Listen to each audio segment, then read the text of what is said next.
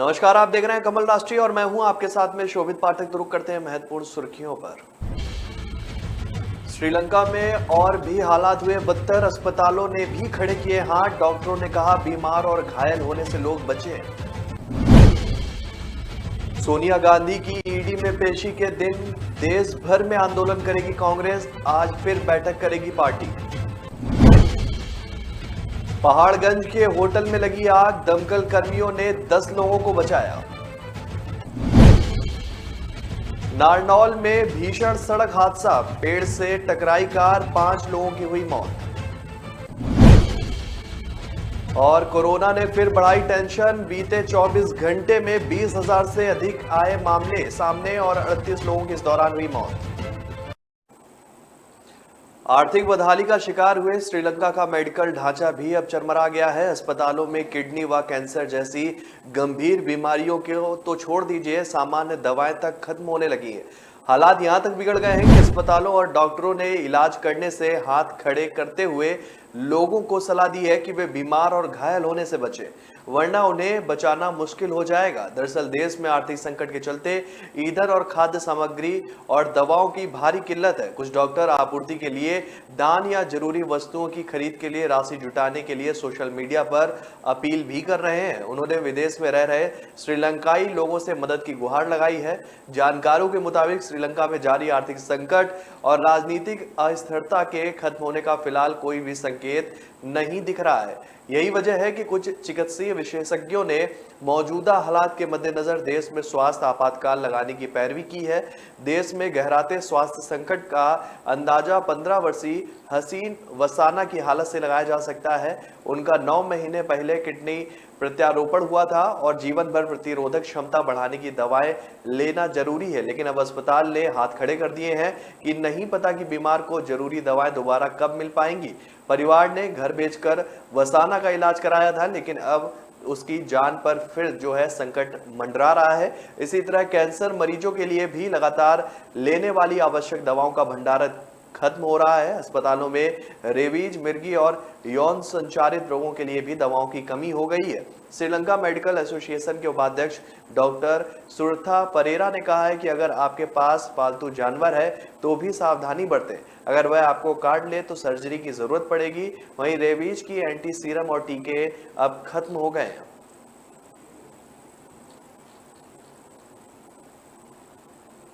बहुचर्चित national Herald मामले में कांग्रेस अध्यक्ष सोनिया गांधी को ईडी द्वारा सम्मन भेजने के खिलाफ पार्टी केंद्र सरकार के खिलाफ देश भर में आंदोलन करेगी। बुधवार को पार्टी की बैठक में यह फैसला लिया गया। ईडी ने कांग्रेस अध्यक्ष को 21 जुलाई को तलब किया है और इसी दिन पार्टी देश भर में आंदोलन करेगी। आधिकारिक सूत्रों ने बताया कि सोनिया गांधी को 21 जुलाई को सुबह करीब 11 बजे दिल्ली में ईडी मुख्यालय में पूछताछ के लिए पेश होने के लिए कहा गया है। ईडी ने राहुल गांधी से जून में 5 दिनों तक पूछताछ की थी। उस वक्त भी कांग्रेस नेता व कार्यकर्ताओं ने ईडी और भाजपा नीति केंद्र सरकार के खिलाफ देश भर में प्रदर्शन किया था। आपको बता दें कि कांग्रेस ने आज यानी कि गुरुवार को फिर पार्टी की बड़ी बैठक बुलाई है और बैठक में पार्टी के सारे महासचिव, राज्यों के प्रभारी व पीसीसी प्रमुख, भारत जोड़ो यात्रा व कांग्रेस के अन्य संगठनात्मक कार्यक्रमों पर विचार होंगे। इस बैठक में पार्टी के शीर्ष नेताओं द्वारा विरोध प्रदर्शन, रैलियों व जनता तक पहुंचने के अन्य कार्यक्रमों के बारे में मंथन किया जाएगा। संसद का मानसून सत्र 18 जुलाई से शुरू हो रहा है और इसलिए कांग्रेस सांसद संसद परिसर में भी केंद्र सरकार की नीतियों का विरोध करेंगे। बुधवार को ही बैठक के बाद वरिष्ठ कांग्रेस नेता मल्लिकार्जुन खड़गे ने कहा कि कांग्रेस अध्यक्ष सोनिया गांधी शेरनी है, वह ऐसी चीजों से घबराती नहीं है। वह कई बार ऐसी बातों का सामना कर चुकी है। वह ईडी के दफ्तर जाएंगी और इस सरकार का सामना करेंगी। नेशनल हेराल्ड मामले में ईडी ने इससे पहले वरिष्ठ कांग्रेस नेता राहुल गांधी, खड़गे और पूर्व केंद्रीय मंत्री पवन बंसल से भी पूछताछ की जा चुकी है।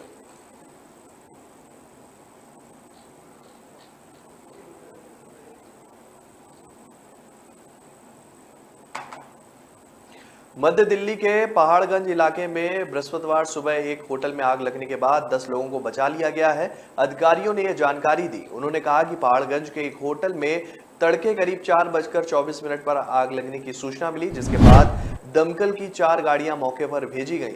दमकल विभाग के एक वरिष्ठ अधिकारी ने बताया कि आग इमारत की दूसरी मंजिल के एक कमरे में लगी थी। उन्होंने बताया कि दूसरी और तीसरी मंजिल से 10 लोगों को सुरक्षित निकाल लिया गया है। अधिकारी ने बताया कि बचाए गए लोगों की पहचान आदित्य, संस्कृति, शुभम कुमार, प्रदीप, बीना देवी, श्वेता, विहान, अर्जुन, नितेश और पार्थिक के तौर पर हुई है।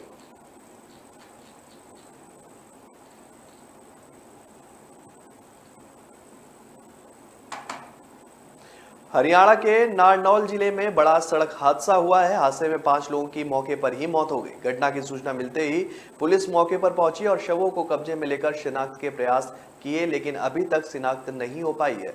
जानकारी के अनुसार बुधवार रात करीब 12 बजे रघुनाथपुरा बाईपास के पास एक कार पेड़ से टकरा गई। भीषण हादसे में 5 लोगों की मौके पर ही मौत हो गई। सूचना मिलते ही पुलिस मौके पर पहुंची।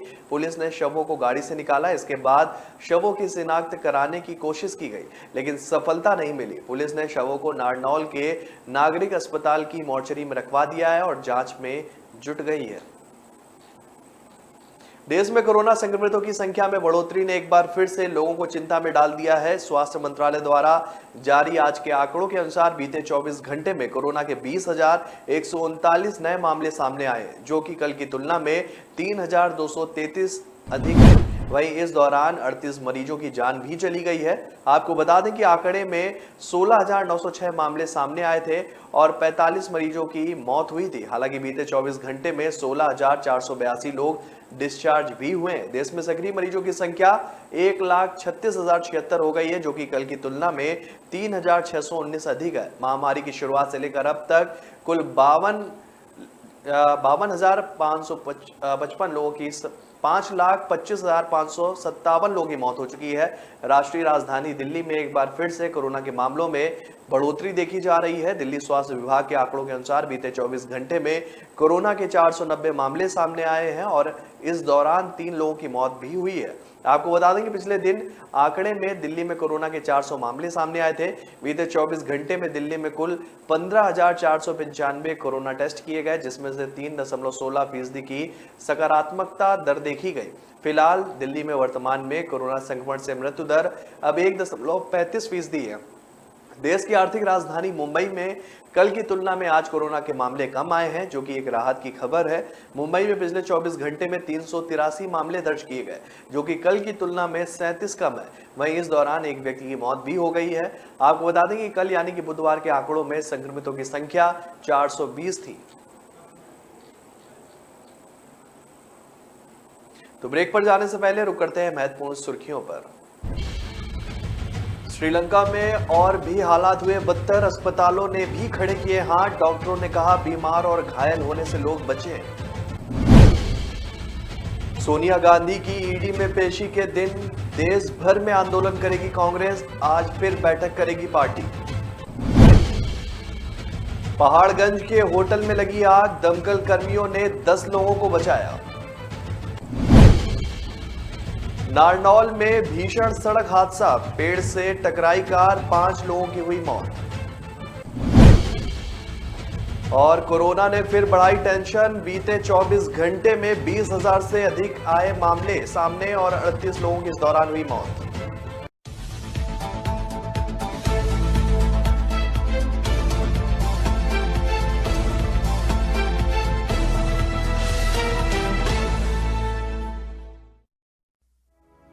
लोग मुझे कभी बहुत अच्छा समझते हैं, कभी बहुत बुरा। इनसेंसिटिव। भगवान जैसे है हमारे लिए। एनी टेस्ट जरूरी है क्या?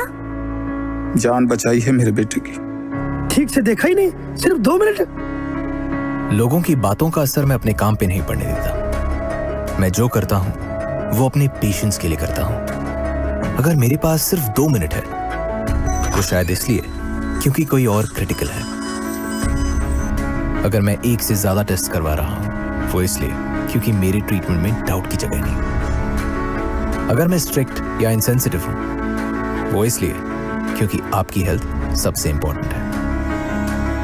तो लोग मुझे चाहे अच्छा समझे या बुरा, मैं उनसे कहता हूं थैंक यू, क्योंकि वो मुझे रोकते नहीं बल्कि याद दिलाते हैं कि मुझे मेरे पेशेंट्स के लिए क्या करना है।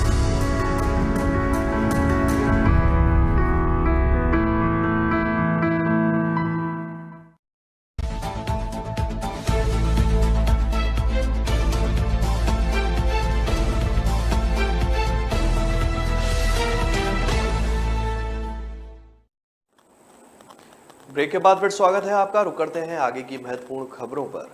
जलवायु परिवर्तन ने बारिश के दिनों में फेरबदल कर दिया है। बारिश के दिन घटा दिए हैं। हालांकि राहत की बात यह है कि बारिश की मात्रा सामान्य से 600 मिमी से अधिक रहेगी।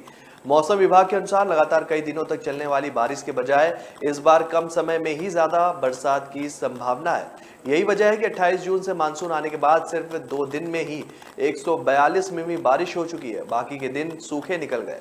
6 साल पहले भी यही स्थिति बनी थी। अब जो है 16 जुलाई के बाद से बारिश के आसार है। चंद्रशेखर आजाद कृषि एवं प्रौद्योगिकी विश्वविद्यालय के मौसम विभाग के अनुसार इस बार मध्य उत्तर प्रदेश के क्षेत्रों में हवा के कम दबाव वाला क्षेत्र मुश्किल से बन रहा है। इससे बारिश खिसकती जा रही है। आने वाले कुछ और दिन जो है मौसम के इसी तरह से रहने की संभावना है।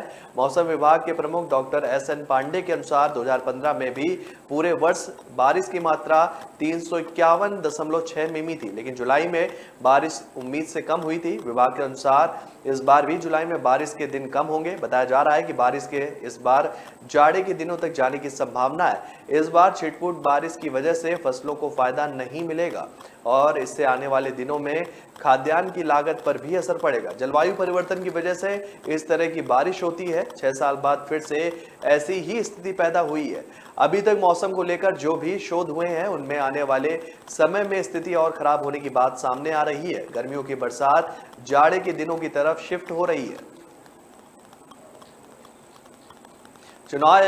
चुनाव आयोग आज झारखंड के माइनिंग लीज केस में झारखंड के सीएम हेमंत सोरेन के वकील की दलीलें सुनेगा। मामले में भाजपा ने आयोग में शिकायत की है और पार्टी की मांग है कि सोरेन को चुनाव कानूनों के तहत विधायक के रूप में अयोग्य करार दिया जाए। यह मामला झारखंड हाई कोर्ट में विचाराधीन है। 28 जून को जब चुनाव आयोग ने सुनवाई शुरू की थी तब भाजपा के वकील ने जनप्रतिनिधित्व कानून 1951 की धारा 9A के तहत सीएम सोरेन को विधायकी के अयोग्य करार देने की मांग की थी। यह धारा सरकारी ठेके आदि लेने पर जनप्रतिनिधि को अयोग्य करार दिए जाने से संबंधित है। इस मामले में याचिकाकर्ता भाजपा का कहना है कि सोरेन ने चुनाव कानून का उल्लंघन किया और पद पर रहते हुए एक सरकारी ठेका लिया। झारखंड के राज्यपाल द्वारा मामले को चुनाव आयोग भेजने के बाद आयोग ने मई में झामुमो नेता व सीएम सोरेन को उक्त कानून के तहत नोटिस जारी किया था।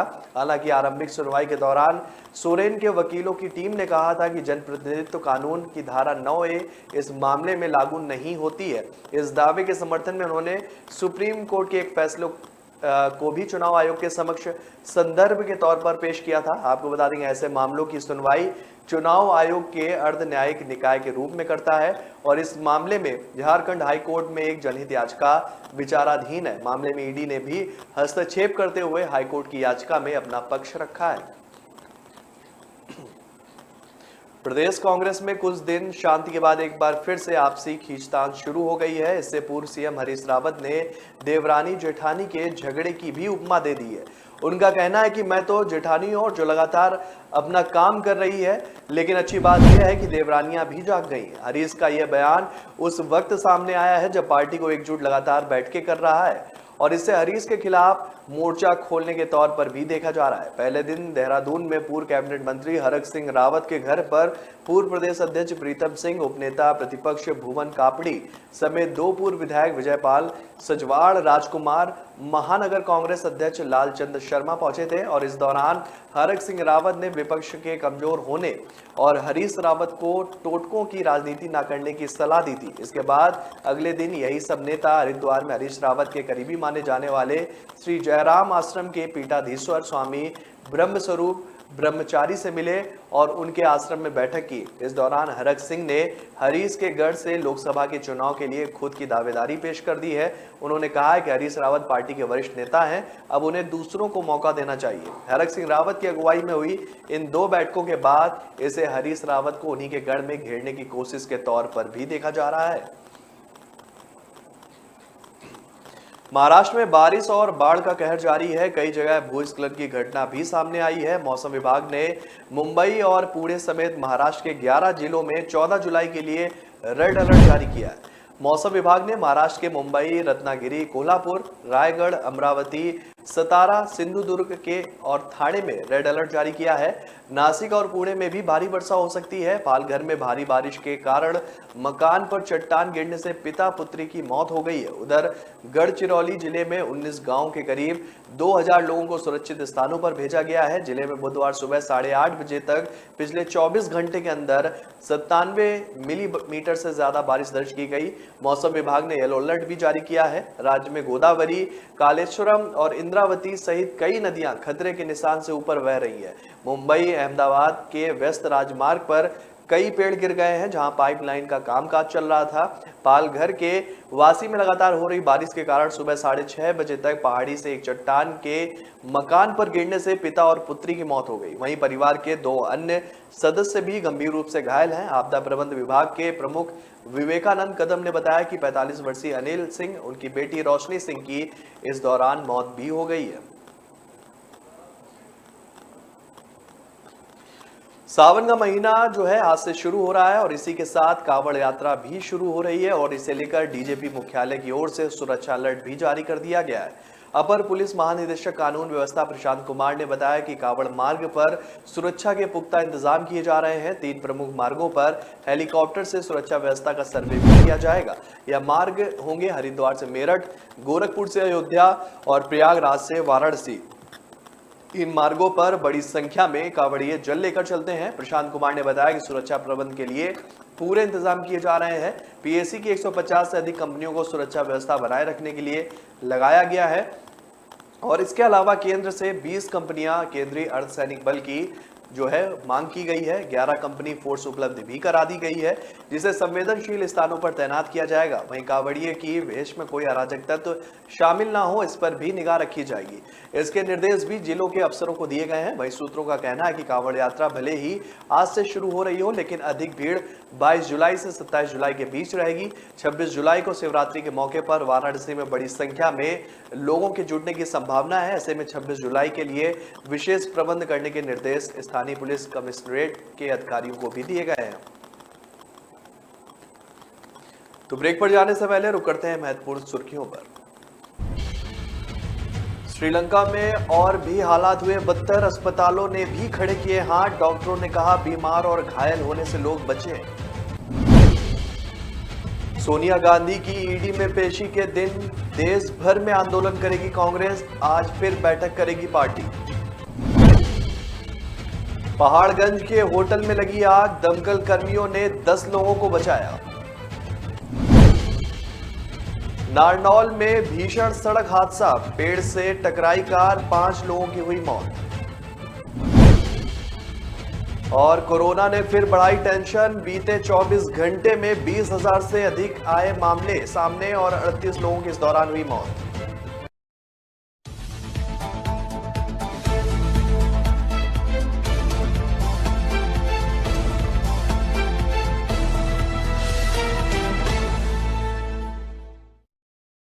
कामयाबी की असली पहचान तभी होती है जब उसकी बुनियाद मजबूत हो, क्योंकि जिन्हें खुद पर भरोसा हो उनकी ताकत कभी कम नहीं होती है। इसलिए भरोसा करिए सिर्फ विकी पावर प्लस टीएमटी बात पर। अब घर बनेगा स्ट्रांग, चलेगा लाइफ लॉन्ग।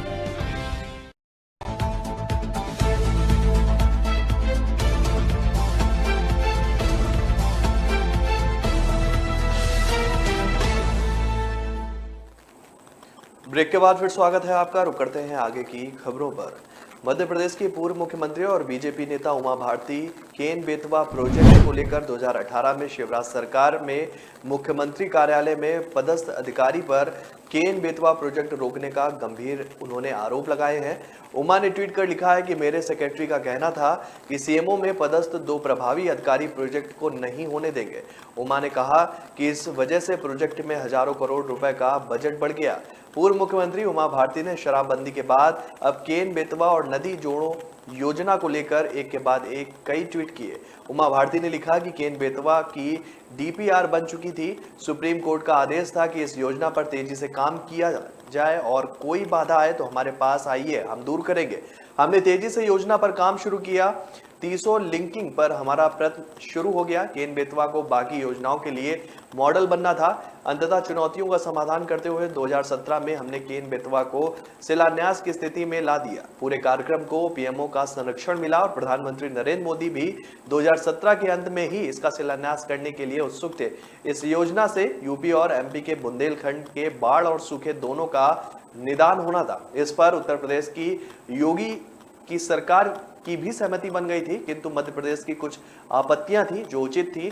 मैंने जो है शिवराज जी और उनके सेक्रेटरी के पास अपने विभाग में से सेक्रेटरियों को दिल्ली से भोपाल भेजा। उन्होंने जो मुझे रिपोर्ट किया वह बहुत दिलचस्प है। मेरे सेक्रेटरी का कहना था कि मध्य प्रदेश के मुख्यमंत्री सरल हैं और आपका बहुत सम्मान करते हैं, किंतु वहां के 2 प्रभावी अधिकारी इस योजना को नहीं होने देंगे।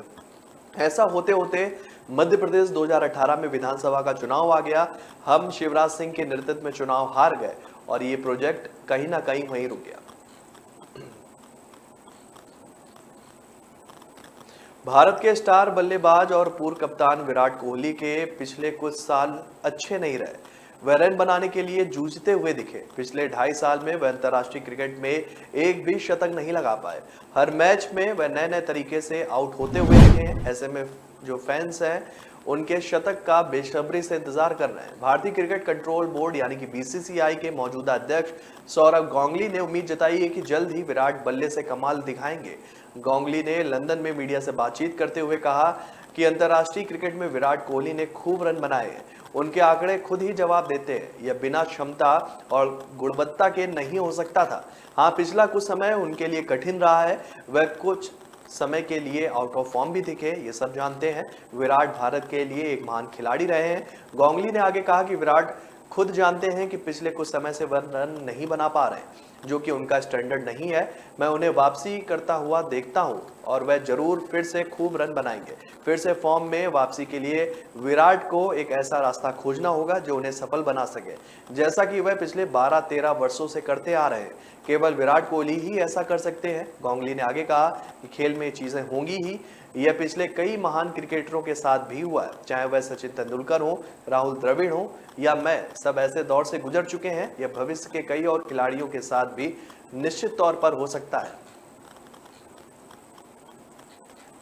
उत्तर प्रदेश सहित देश भर में मलेरिया रोधी पौधे आर्टिमिसिया की कॉन्ट्रैक्टर फार्मिंग जो है शुरू होगी और इसके लिए कई कंपनियां आगे आई हैं। सीमैप ने आर्टिमिसिया की नई प्रजाति CIM संजीवनी के लिए चेन्नई की कंपनी से अनुबंध किया है और इससे एक तरफ मलेरिया की दवा बनाने के लिए विदेश से कच्चा माल नहीं मांगना पड़ेगा, तो दूसरी तरफ किसानों को भी फायदा मिलेगा। उत्तर प्रदेश सरकार ने कॉन्ट्रैक्ट फार्मिंग के लिए नई नीति का मसौदा तैयार कर केंद्र सरकार को भी भेजा है। आर्टिमिसिया पौधे में आर्टिमिसिनिन नाम तत्व पाया जाता है, जिससे मलेरिया की दवा को तैयार किया जाता है। आर्टिमिसिनिन मलेरिया फैलने वाले रोगाणु को खत्म कर देता है। यह पौधा आमतौर पर चीन में पाया जाता है, वहां से इसे भारत लाकर नई प्रजाति तैयार की जा रही है और इस पर council of scientific and industrial research के central institute of medicine and aromatic plant और बनारस हिंदू विश्वविद्यालय सहित कई संस्थानों ने प्रयोग किए। सीमैप के वैज्ञानिकों ने आर्टिमिसिया की नई प्रजाति CIM संजीवनी में आर्टिमिसिन तत्व 1.2% अधिक पाया गया है और इस प्रजाति में मस्तिष्क ज्वर के साथ कैंसर सहित अन्य बीमारियों में प्रयोग होने वाली दवा बनाने वाले तत्व भी अधिक हैं।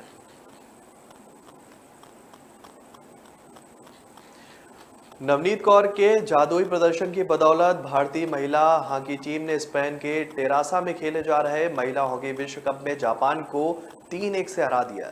नवनीत ने भारत की ओर से 2 फील्ड गोल और दागे, वहीं दीप ग्रेस इक्का ने 38 मिनट में 1 गोल दागा। वहीं जापान की ओर से एकमात्र गोलू यू असेई ने 20वें मिनट में 1 गोल दागा। भारतीय महिला टीम ने सेंट पीस में शानदार खेल दिखाया और जीत दर्ज की। इस जीत के साथ भारतीय महिला हॉकी टीम का विश्व कप में अभियान समाप्त हो गया है।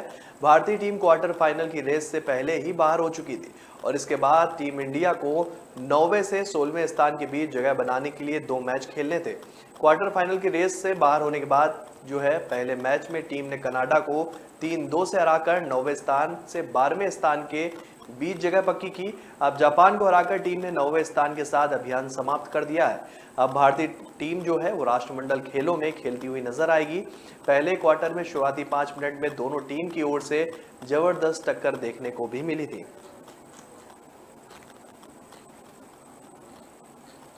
बिहार के 2 जिलों में खेतों और फसलों में माइक्रो प्लास्टिक की मौजूदगी मिली है, जिससे इंसान में कैंसर समेत कई गंभीर बीमारियां पैदा हो सकती हैं। बिहार राज्य प्रदूषण नियंत्रण बोर्ड के अध्यक्ष अशोक कुमार घोष के मुताबिक हाल के अध्ययनों से बिहार के भागलपुर और बक्सर में खेतों फसलों में माइक्रो प्लास्टिक की उपस्थिति का पता चला है, जो हमारे लिए गंभीर चिंता का विषय है।